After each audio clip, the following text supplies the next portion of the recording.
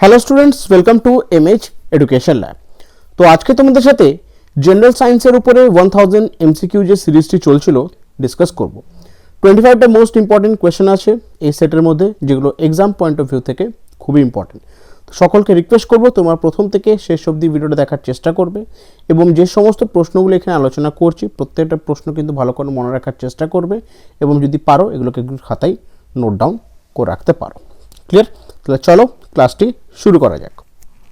তো আজকে first question দেখানো কি আছে, what is rod shape bacteria call? তো রড শেপ যে ব্যাকটেরিয়াগুলো হয় তো সেইটাকে কি বলা হয়? সঠিক উত্তরে যাবে অপশন এ, সেটা হচ্ছে ব্যাসিলাস অথবা bacilli.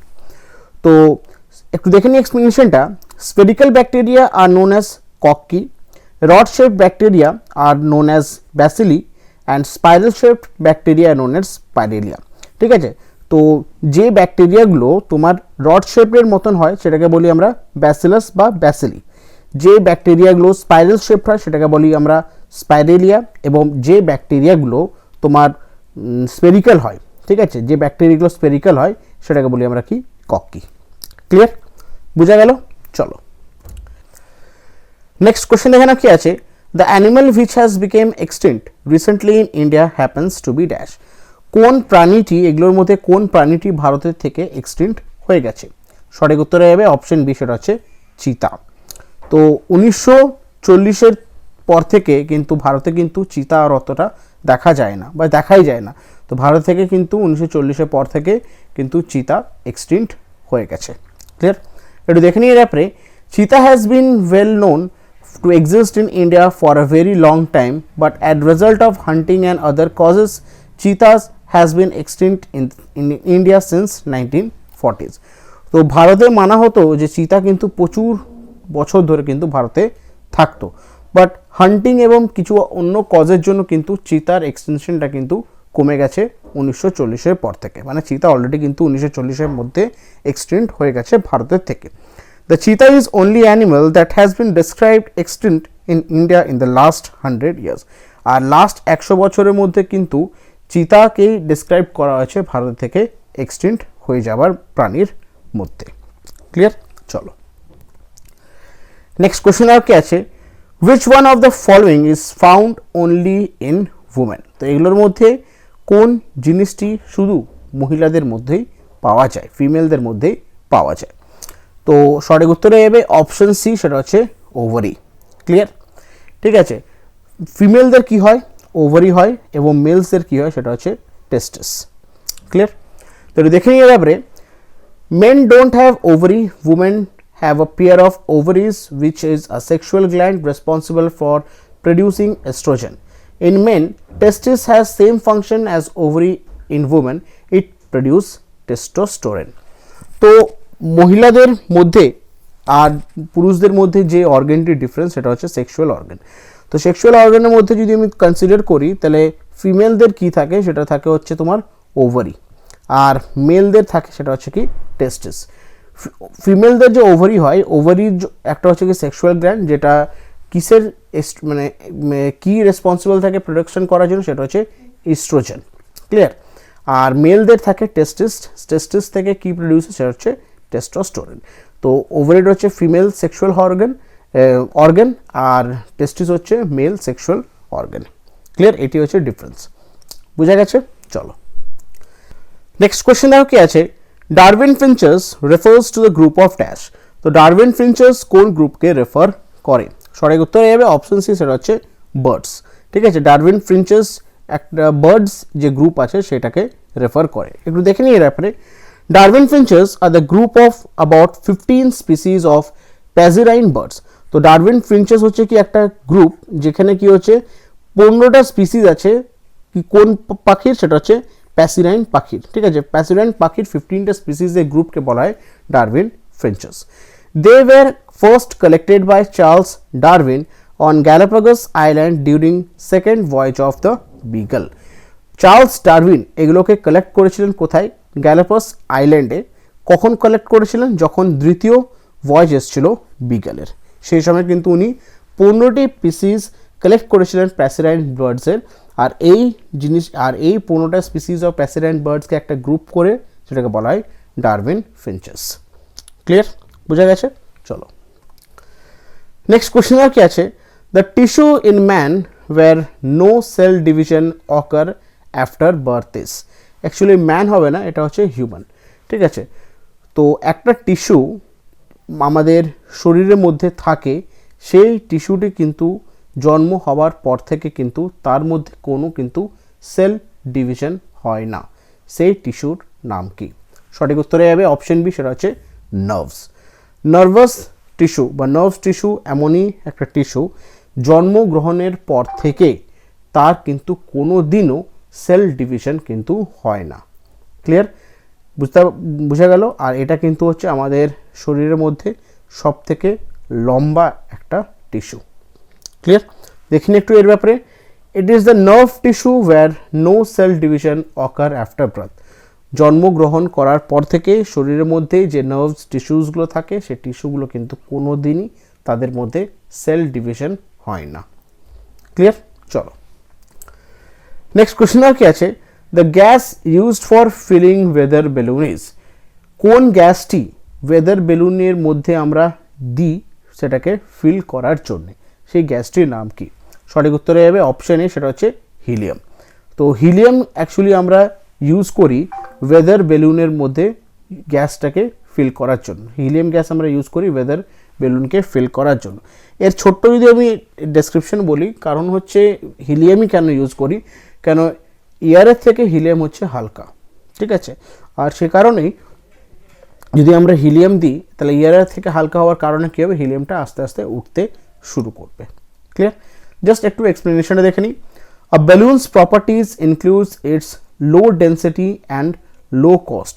We led to a wide range of applications. Because of non-combustible property of helium gas, it is widely used in weather balloon rather than hydrogen, which is highly combustible. এখানে দুটো explanation তোমাদেরকে দিই। First আমি explanation যেটা দিলাম সেটা হচ্ছে কি, তোমার ডেন্সিটি বা তোমার যে ওজন ওয়েট, সেটা হচ্ছে কি এয়ারের থেকে ডেন্সিটি হচ্ছে হিলিয়ামের কম। হিলিয়ামের ডেন্সিটি হওয়ার কম থাকার কারণে কী হচ্ছে, তোমার হিলিয়ামটা আস্তে আস্তে কী হবে, উপরে উঠবে। ক্লিয়ার? বোঝা গেল? আর এর ওয়েটটাও কী হচ্ছে, এয়ারের থেকে কম, আর ওয়েট এয়ারের থেকে কম হওয়ার কারণে কী হয়, হিলিয়ামটা আস্তে আস্তে উঠতে শুরু করবে। আর সেকেন্ড যেটা পয়েন্ট হচ্ছে সেটা হচ্ছে কম্বাসন। হাইড্রোজেনের কী হচ্ছে, হাইড্রোজেন হচ্ছে highly combustion. Clear? But helium কিন্তু অতটা কম্বাসেবল নয়, ঠিক আছে? হাইড্রোজেন থেকে অনেকটা লো কম্বাসন হচ্ছে হিলিয়াম। সে কারণে আমরা ওয়েদার বেলুনেও হিলিয়ামও গ্যাস ইউজ করি। ক্লিয়ার? আর কস্ট এফেক্ট যদি দেখো, কস্টও একটা এফেক্ট হয়, তো কস্ট এফেক্টের জন্য আমরা কি করি, হিলিয়াম ইউজ করি। ক্লিয়ার? বোঝা গেছে? চলো নেক্সট কোয়েশ্চন কি আছে, an emulsion is a colloid of dash. তো এমালশন সেটা হচ্ছে একটা কোলয়েড। তো কিসের কিসের কোলয়েড মিলে কি হয়, এমালশন হয়? এর সঠিক উত্তরে যাবে অপশন বি, সেটা হচ্ছে লিকুইড ইন আ লিকুইড। তো লিকুইড ইন আ লিকুইডকে যদি আমরা মিক্স করি তাহলে সেখানে যে একটা কোলয়েড হয় সেটাকে বলে কি আমরা এমালশন। ক্লিয়ার? এটা দেখে নিয়ে ব্যাপারে, an emulsion is a mixture of two or more liquid that are normally immiscible. তো এমালশন হচ্ছে কি mixture of two or more liquid, দুটো বা দুটো থেকে বেশি লিকুইডের মিক্সচার, ঠিক আছে? সেটা বলি আমরা এমালশন। আর এটা মাথায় রাখবে, নর্মালি ইমালশন এটা কিন্তু যেগুলো ইমমিসেবল হবে, ঠিক আছে? দুটো বা দুটো লিকুইডকে যদি আমরা মিক্স করি আর সেই লিকুইডগুলো যদি ইমমিসেবল হয়, নিজেদের মধ্যে যদি না মিশে যায়, তাহলে সেটাকে কী বলবো আমরা, emulsion. Clear? Emulsion are a part of more general class of two phases system of matter called colloids. Example of emulsion include milk, mayonnaise and some cutting fluid for metal working. Clear? তো এমালশনের কিছু example এখানে দেওয়া আছে, সে দেখে না, milk, mayonnaise, ঠিক আছে, এবং কিছু cutting fluid for metal work, এগুলোকে বলা হয় কি এমালশন। জাস্ট তোমার ভালো করে মনে রাখবে যে জিনিসটা, সেটা হচ্ছে দুটো লিকুইড যদি ইমমিসেবল হয়, দুটোর মধ্যে যদি মিক্স না করে, সেখানে যে কোলয়েডটা যে ফর্ম করছে সেই কোলয়েডটাকে আমরা কি বলি, আমরা এমালশন। ক্লিয়ার? বুঝে গেছে? চলো নেক্সট কোশ্চেন এখানে কি আছে, percentage of carbon in steel ranges from dash.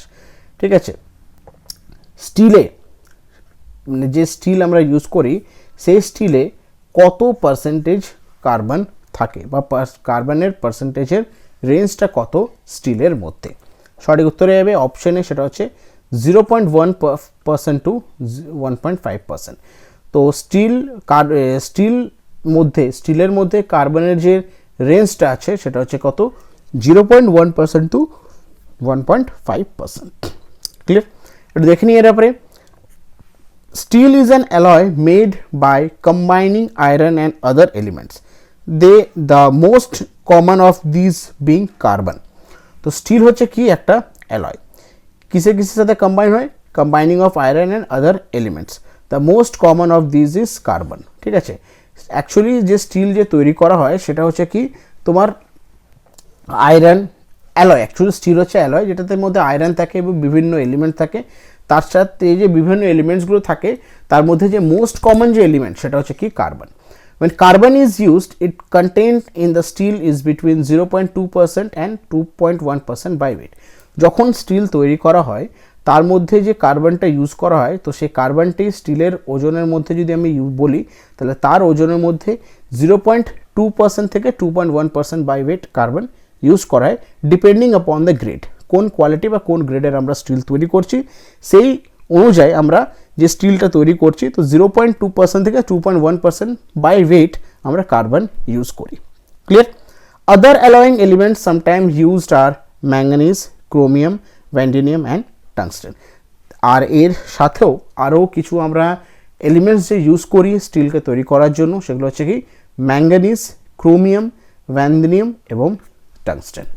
Clear? বুঝা গেল এক্সপ্লেনেশনটা? চলো নেক্সট কোয়েশ্চেন এখানে কি আছে, which of the following gases makes bread or cake rise making them soft and spongy? তো আমরা সবাই ব্রেড খাই, কেক খাই, তো ফ্লাফি হয়, প্রত্যেকটা জিনিস কি হয় ফ্লাফি হয়।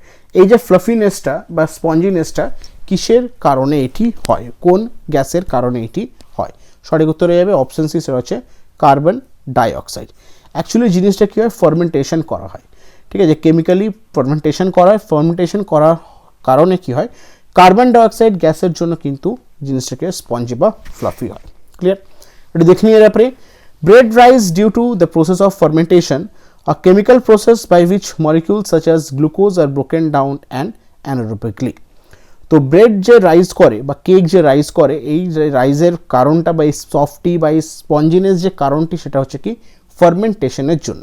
ফার্মেন্টেশন জিনিসটা কি একটা প্রসেস যেখানে মলিকিউল সাচ অ্যাজ গ্লুকোজ এটাকে ব্রেকডাউন করা হয় অ্যারোবিক্যালি। ক্লিয়ার? অ্যারোবিক্যালি গ্লুকোজকে ব্রেকডাউন করে, গ্লুকোজ মলিকুলসগুলোকে ব্রেকডাউন করে কার্বন ডাইঅক্সাইড জেনারেট করা হয়। সেই কার্বন ডাইঅক্সাইড থেকে কি হয়, তোমার ব্রেডে বা কেকে যে ফ্লাফিনেসটা হয় সেই ফ্লাফিনেসটা জেনারেট হয় due to the process of fermentation. Clear? চলো নেক্সট কোয়েশ্চেন দেখো কি আছে, candle is a mixture of dash. Candle যেটা আমরা জ্বালাই মোমবাতি, সেই মোমবাতি কী দিয়ে তৈরি বা কী কী মিক্সচার দিয়ে তৈরি? সঠিক উত্তর হয়ে যাবে option A, paraffin wax and stearic acid. তো ক্যান্ডেল যেটা আমরা ইউজ করি মোমবাতি সেটা কী দিয়ে তৈরি হয়, প্যারাফিন ওয়্যাক্স এবং স্টিয়ারিক অ্যাসিড দিয়ে।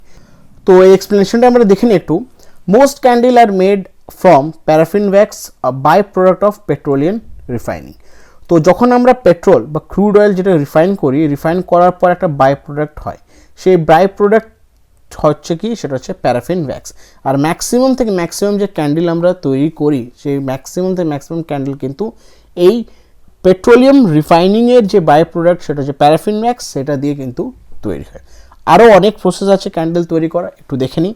Candle can also be made up from microcrystalline wax. Microcrystalline wax বা বি ওয়্যাক্স দিয়েও ক্যান্ডেল তৈরি হয়। Gel, a mixture of polymer and mineral oil, সেখান দিয়েও ক্যান্ডেল তৈরি হয়। Or some plant waxes, generally palm, carnauba, bayberry or soybean wax. তো এগুলো দিয়েও কিন্তু ক্যান্ডেল তৈরি হয়। শুধুমাত্র ম্যাক্সিমাম যদি আমি ধরি যে ম্যাক্সিমাম হচ্ছে কি তোমার প্যারাফিন ওয়্যাক্স এবং স্টিয়ারিক অ্যাসিড দিয়েই তোমার ক্যান্ডেল তৈরি হয়। ক্লিয়ার? আর তার সাথেও কিন্তু আরও বি ওয়্যাক্স বা প্ল্যান্টের ওয়্যাক্সেস থেকেও ক্যান্ডেল তৈরি, বাট ম্যাক্সিমাম কী হয় প্যারাফিন ওয়্যাক্স, সেটা হচ্ছে by product of petroleum refining. Clear? চলো নেক্সট কোয়েশ্চেনে কি আছে, the main source of naphthalene is. ন্যাপথলিনের মেন সোর্স কি? সঠিক উত্তর হয়ে যাবে অপশন সি, সেটা হচ্ছে কোল টার। তো ন্যাপথলিন যে তৈরি করা হয় তো তার মেন যে ইনগ্রিডিয়েন্টস সেটা হচ্ছে কি কোল টার। এটা দেখে নিয়ে এর ব্যাপারে, naphthalene is obtained from either coal tar or petroleum distillation.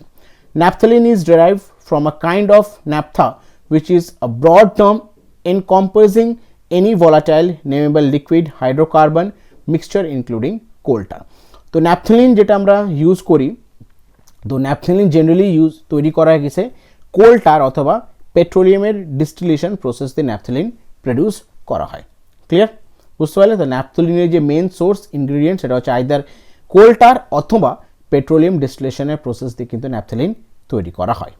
Clear, চলো নেক্সট কোয়েশ্চেন কি আছে, the material used in solar cell contain dash.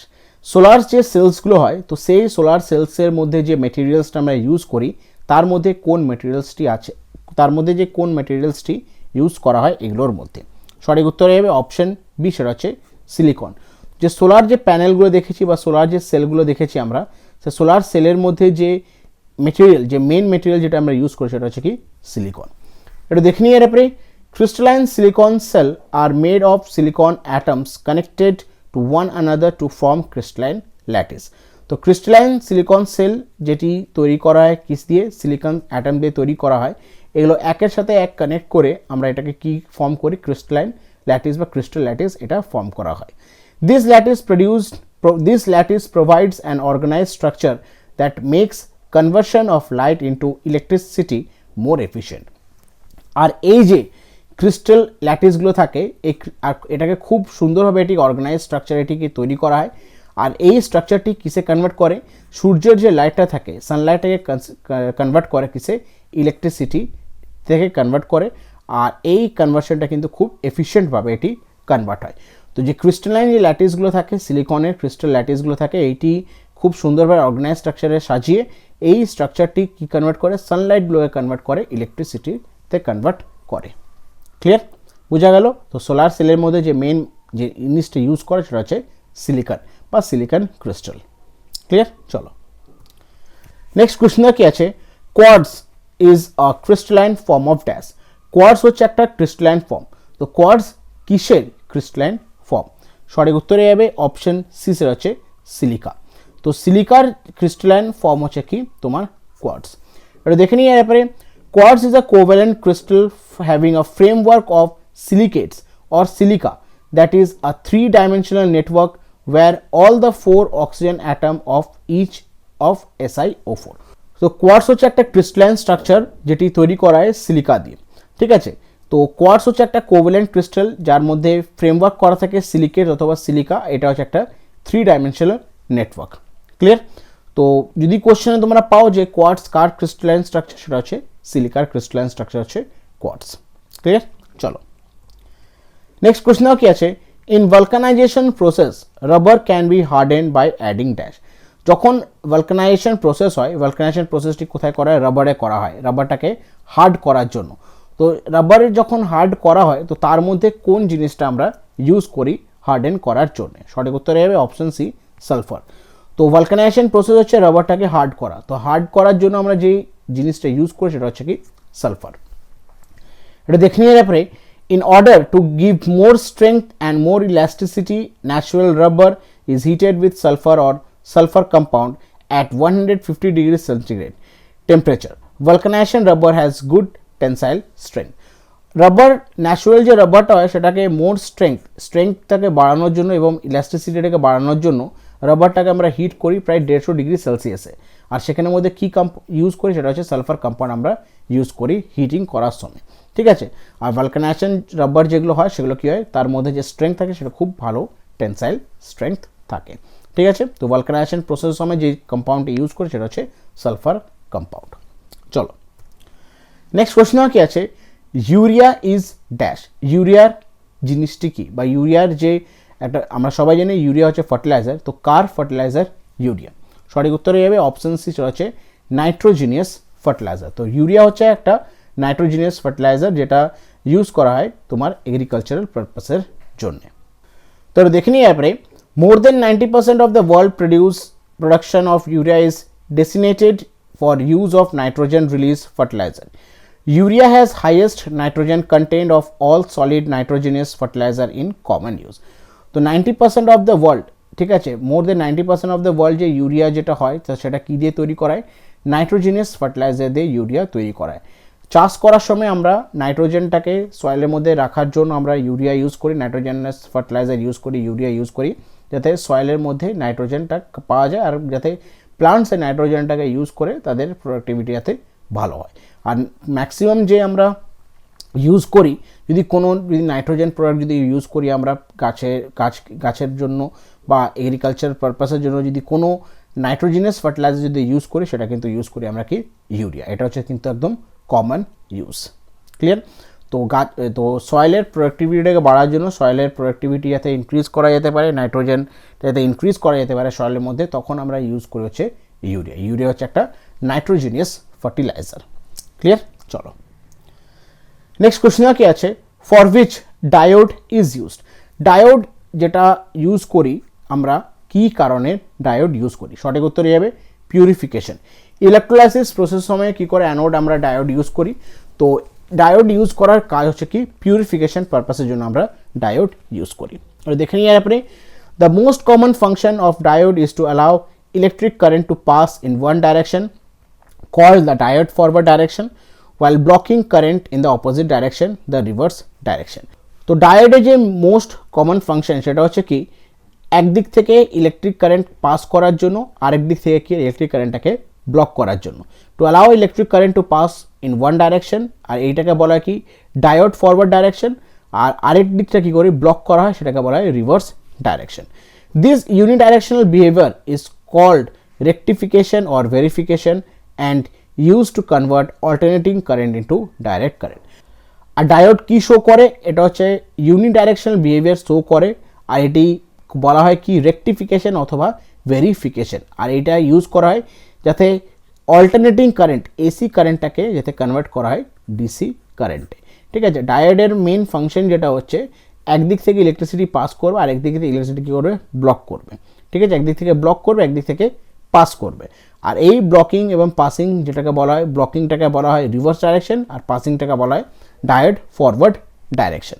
আর এই ইউনিডাইরেকশনাল বিহেভিয়ারের জন্য এটাকে বলা হয় রেকটিফিকেশন বা ভেরিফিকেশন। আর এখান থেকে কী হয় তোমার প্রডিউস হয় অল্টারনেটিভ কারেন্টটাকে কনভার্ট করা হয় ডাইরেক্ট কারেন্টে। ক্লিয়ার? বুঝা গেছে? চলো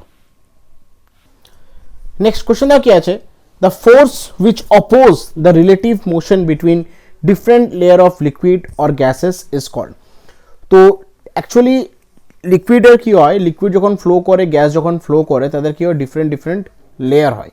আর এই লেয়ারগুলো কী হয় একটা তার মধ্যে কী হয় একটা রেজিস্ট্যান্স বা একটা ফোর্স অপোজ করে ফ্লো করার জন্য। তো সেই রিলেটিভ মোশন বা সেই অপোজ যে ফোর্সটা করে সেই ফোর্সটির নাম কি? সঠিক উত্তরে যাবে অপশন ডি, সেটা হচ্ছে ভিসকাস ফোর্স। এটা তোমাদের ডিটেলসে বুঝিয়ে দিই। মনে করে একটা জল যদি ফ্লো করে, এইভাবে জলটা যদি ফ্লো করছে, ঠিক আছে, তাহলে টপ যে লেয়ারটা থাকবে তার স্পিডটা বেশি থাকবে, তারপরেরটা কম থাকবে, তারপর একটু কম, তারপরটা একটু কম, তারপরটা আরও কম। তাহলে এই যে রেজিস্ট্যান্স যে ক্রিয়েট হচ্ছে টপ থেকে বটমের মধ্যে, এটা ফার্স্ট, এটা হচ্ছে লাস্ট, যে টপ থেকে বটমের মধ্যে যে ফোর্সটা যে রেজিস্ট্যান্সটা যে ক্রিয়েট হচ্ছে ফ্লো করার জন্য, তো সেই ফোর্সটাকে বলা কি ভিসকাস ফোর্স। ক্লিয়ার? এটা দেখে নেওয়ার পরে, the property by virtue of which liquid opposes relative motion between the different layer is called viscosity বা viscous force।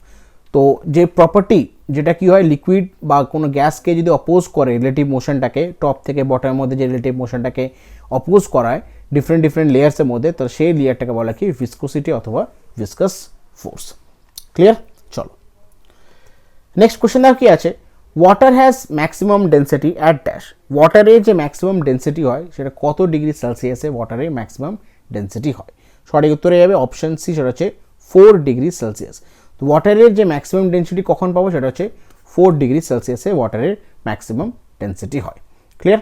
এটা দেখে নিয়ে ব্যাপারে, water has maximum density at 4 degree Celsius out to be which the temperature at which the liquid water has the highest density. If you heat it or cool it, it will expand. তো ওয়াটারের যদি যখন জল যদি 4 degree Celsius থাকে, যদি আমরা সেটা যদি হিট করি অথবা যদি আমি কুল করি, সেটা কি করবে এক্সপ্যান্ড করবে। ঠিক আছে, এটাকে বলা হয় কি তোমার এই জিনিসটা হচ্ছে কি 4 ডিগ্রি সেলসিয়াসে হয়। আর তাই জন্য ওয়াটারের ম্যাক্সিমাম ডেন্সিটি কখন হয়, সেটা হচ্ছে 4 ডিগ্রি সেলসিয়াসে। কারণ 4 ডিগ্রি সেলসিয়াস যখন ওয়াটার থাকবে, যদি আমরা এটা হিটও করি এটাও এক্সপ্যান্ড করবে, কুল করলেও কী হবে এক্সপ্যান্ড করবে। ক্লিয়ার? চলো নেক্সট কোশ্চেন কি আছে, হু among the following develop the technology of underground nuclear exploration, ইনাদের মধ্যে কে আন্ডারগ্রাউন্ড নিউক্লিয়ার এক্সপ্লোরেশন যে টেকনোলজিটা আছে এটি ডেভেলপ করেছিলেন? সঠিক উত্তরে যাবে option A, doctor Homi J ভাবা। তো ডক্টর হোমি জে ভাবা বা হোমি জাহাঙ্গীর ভাবা উনি একজন নিউক্লিয়ার সায়েন্টিস্ট ছিলেন। তো উনি আন্ডারগ্রাউন্ড নিউক্লিয়ার এক্সপ্লোরেশন যে টেকনোলজিটা আছে উনি এটি ডেভেলপ করেছিলেন। একটু দেখে নিয়ে আপনি, হোমি জাহাঙ্গীর ভাবা was an Indian nuclear physicist, founding director and professor of physics at tata institute of fundamental research. তো হোমি জাহাঙ্গীর ভাবা উনি একজন ভারতের ফেমাস ইন্ডিয়ান নিউক্লিয়ার ফিজিসিস্ট ছিলেন এবং ফাউন্ডিং ডাইরেক্টর এবং প্রফেসর ছিলেন ফিজিক্সের টাটা ইনস্টিটিউট অফ ফান্ডামেন্টাল রিসার্চের। ক্লিয়ার? চলো নেক্সট কোশ্চেন কি আছে, sensitivity of human eye is maximum in the dash. Human আইয়ে কোন রিজনের সব থেকে বেশি সেন্সিটিভিটি হয়? সঠিক উত্তরে যাবে অপশন বি, সেটা হচ্ছে গ্রিন রিজনে। তো গ্রিন রিজনের হিউম্যান আয়ের সব থেকে ম্যাক্সিমাম কী হয়, সেন্সিটিভিটি হয়। ক্লিয়ার? এটা দেখে নিই আপনি, the human eye is sensible to light wave which wavelength roughly between 400 nanometer and 700 nanometer. When illumination is enough in daylight, the maximum sensitivity is green region at 555 nanometer. তো human I সব থেকে বেশি sensible হয় কোন ওয়েভলেংথে, সেটা হচ্ছে 400 nm থেকে 700 nm। আর এটা দিনে যখন হয় তখন যে ম্যাক্সিমাম সেন্সিটিভিটি হয় সেটা হচ্ছে গ্রিন রিজন, তার হচ্ছে কি 555 nm। তো এই রিজনের মধ্যে তো এই ন্যানোমিটারের মধ্যে কি কোন রিজনটা পড়ছে, গ্রিন রিজনটা পড়ছে। আর তখন কি হয়, ডে লাইটের সময় কি হয়, সব থেকে বেশি যে হিউম্যান যে কালারটাকে দেখতে পায়, আইডেন্টিফাই করতে পারে বা সেন্স হয় হিউম্যান আইতে, সেন্সিবল যে হয় হিউম্যান আয়ের মধ্যে, সেটা হচ্ছে গ্রিন রিজনটি। ক্লিয়ার? চলো পরবর্তী প্রশ্ন কি আছে, among the following materials sound travel ফাস্টার in dash. কোন মেটেরিয়ালের মধ্যে সাউন্ড সব থেকে বেশি ফাস্টার ট্রাভেল করে? কারেক্ট আনসার হয়ে যাবে অপশন এ, স্টিল। দেখেন একটু এর ব্যাপারে, the speed of sound is distance traveling during the unit of time by the sound wave propagating through an elastic medium. In a dry air 20 degrees Celsius 68 degree Fahrenheit, the speed of sound is 343.2 meter per second. The speed of sound varies from substance to substance. Sound travel faster in liquid and non-porous solid than in the air it is. তাহলে যত sound কি হয় different মিডিয়ামে কি হয়, সাউন্ডের তোমার speed হয়। সাউন্ডের নর্মাল যে স্পিড হয় সেটা হচ্ছে 340 থেকে 345 অবধি ভ্যারি করে নর্মাল ইয়ারে। আর সব থেকে বেশি সাউন্ড ট্রাভেল ফাস্টার হয় কিসে, সেটা হচ্ছে সলিডে, তারপরে হচ্ছে লিকুইডে, তারপর হচ্ছে ইয়ারে। আর এখানে স্টিল হচ্ছে কি সলিড, তাহলে সলিডের মধ্যে সব থেকে ট্রাভেল করবে সাউন্ড ফাস্টার। বুঝা গেছে? ক্লিয়ার? চলো নেক্সট কোশ্চেন কি আছে, velocity of sound is minimum in dash. সাউন্ডের যে ভেলোসিটি কিসে সব থেকে মিনিমাম হয়? সঠিক উত্তরে যাবে অপশন বি, সেটা হচ্ছে ভ্যাকামে। ভ্যাকামে সাউন্ডের সব প্রপার্টি কী হয়, সব থেকে মিনিমাম। কেন? ভ্যাকামে কী হয়, সেখানে কিন্তু কোনো মিডিয়াম থাকে না। আর যদি মিডিয়াম না থাকে সাউন্ড কিন্তু প্রপাগেট করবে না, ভাইব্রেটেশনের কারণে কিন্তু সাউন্ড প্রডিউস হয়। মিডিয়াম যদি না থাকে তাহলে সাউন্ড কিন্তু সেখান থেকে ট্রাভেল করবে না। ক্লিয়ার? একমাত্র ভ্যাকাম দিয়ে একটি এনার্জি ট্রাভেল করে, সেটা হচ্ছে লাইট এনার্জি। বাদ বাকি কোনো এনার্জি ভ্যাকাম দিয়ে ট্রাভেল করে না। তো দেখে নিই এক্সপ্লেনেশনটা। The speed of sound in vacuum is 0 meter per second. As sound cannot travel in vacuum, sound is a wave, which means it spread through the vibration of particles in a medium such as air or water. তাহলে সাউন্ডের জন্য travel করার জন্য কি লাগে, তোমার medium লাগে। ভ্যাকামে কিন্তু কোনো মিডিয়াম থাকে না, আর মিডিয়াম না থাকার কারণে কিন্তু সাউন্ড কিন্তু সেখানে কি হয়ে যায়, তোমার 0 মিটার পার সেকেন্ড। ক্লিয়ার? চলো নেক্সট কোশ্চেন কি আছে, safety fuse wire used in domestic electrical appliances is made up of metal of low dash. যে আমাদের ঘরে প্রত্যেকটা ঘরে কি হয়, সেফটি ফিউজ ইউজ করায়। তাহলে সেফটি ফিউজ ইলেকট্রিক অ্যাপ্লায়েন্সকে বাঁচানোর জন্য সেফটি ফিউজ ইউজ করায়। সেফটি ফিউজে যে ধরনের মেটেলটা ইউজ করায় সেই মেটেলটার কি লো থাকে, রেজিস্ট্যান্স না মেল্টিং পয়েন্ট না স্পেসিফিক গ্র্যাভিটি না কন্ডেন্সেন্স? সঠিক উত্তর হবে অপশন বি, সেটা হচ্ছে মেল্টিং পয়েন্ট। দেখে নিয়ে আপনি, the fuse wire is based on Joule's law of heating, which says that when the electric current is allowed to pass through a conductor, the conductor heats up and the proportion of the square to the current. The main object of fuse wire is electric circuit is to provide protection against short circuit or overload current. For the purpose, the material used in the fuse wire should have a high resistance and low melting point. তাহলে fuse wire কিসের উপরে base করে, সেটা হচ্ছে joules law of heating. এটার উপরে fuse ওয়্যারটা base করে। আর ফিউজের যে মেন মানে ফাংশন সেটা হচ্ছে অ্যাপ্লায়েন্সকে বাঁচানোর জন্য। ওভারলোড কানেক্ট যখন কারেন্ট হয়, কোনো শর্ট সার্কিট হয়, তো সেগুলোকে প্রোটেক্ট করার জন্য কিন্তু জেনারেলি আমরা ফিউজ ইউজ করি। আর ফিউজ যে মেটেরিয়ালসটা ইউজ করবো তার পারপাস হচ্ছে সেই মেটেরিয়ালসটা হাই রেজিস্ট্যান্স থাকবে এবং লো মেল্টিং পয়েন্ট থাকবে। ক্লিয়ার? চলো নেক্সট কোশ্চেন কি আছে, the following particles move with same kinetic energy, which of them has maximum momentum. তো এই পার্টিকলসগুলোর কি হয়, প্রত্যেকটা পার্টিকলস কি হচ্ছে, প্রত্যেকটা পার্টিকলসের কাইনেটিক এনার্জি সেম, বাট এগুলোর মধ্যে কোন পার্টিকেলের সব থেকে ম্যাক্সিমাম মোমেন্টাম আছে? সঠিক উত্তরে যাবে অপশন ডি, সেটা হচ্ছে alpha particle. Electron, proton, neutron, alpha particle, প্রত্যেকটা পার্টিকেলে কিন্তু কাইনেটিক এনার্জি প্রায় সেম অর লেস কি হচ্ছে তোমার সেম, ঠিক আছে, বাট আলফা পার্টিকেলের যে মোমেন্টাম সেটা হচ্ছে কিন্তু সব থেকে বেশি। তো দেখে নিই এরপরে, the formula for kinetic energy in term of momentum for fundamental particle is just basically a quantized version of classical formula. Classical formula quantized version হচ্ছে kinetic energy in momentum for fundamental particle. এর formula হচ্ছে kinetic energy ke equals to p square by 2m, যেখানে ke হয়েছে kinetic energy, p হয়ে আছে momentum, m হয়ে আছে mass of the particle. Clear? চলো আচ্ছা, শেষ প্রশ্ন এখানে কি আছে, a bottle of soda lime is grasped by the neck and swung briskly in a vertical circle. Near which portion of the bottle do the bubbles collect? একটা soda লাইমের বটলকে আমি কি করেছি, নেক দিয়ে একটা আটকেছি, নেকে আটকেছি মানে মাথাটাকে আটকেছি, মুখটাকে দিয়ে সেটাকে কি করছি আমি ভার্টিক্যাল সার্কেলে এটাকে আমি ঘোরাচ্ছি। তাহলে কোন পোর্শনে বাবলসগুলোকে কালেক্ট হবে? সঠিক উত্তরে যাবে option C, near the neck. ঠিক আছে, একটা মনে করো সোডা লাইম বটল আছে, সেই বটলটাকে আমি কি করেছি নেকের মধ্যে, এটা মানে নেকের মধ্যে একটা স্ট্রিং দিয়ে এটাকে ভার্টিক্যালি ঘোরাচ্ছি, তো কোন জায়গাতে গিয়ে বাবলসগুলো কালেক্ট হবে? তো এক্সপ্লেনেশন দেখে নাও। when the bottle of soda lime is grasped by the neck and swung briskly in a vertical circle, the bubbles collect at the top of the bottle with the neck.